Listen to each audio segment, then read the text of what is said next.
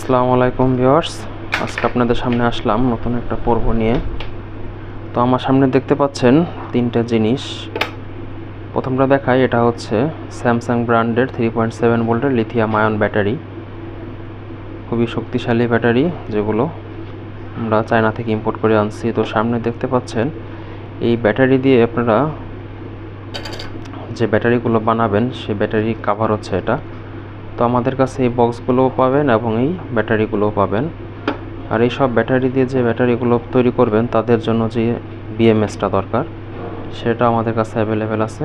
তো দেখতে পাচ্ছেন আমার হাতে সেই বিএমএস, এটাও আমরা চায়না থেকে ইম্পোর্ট করে আনি।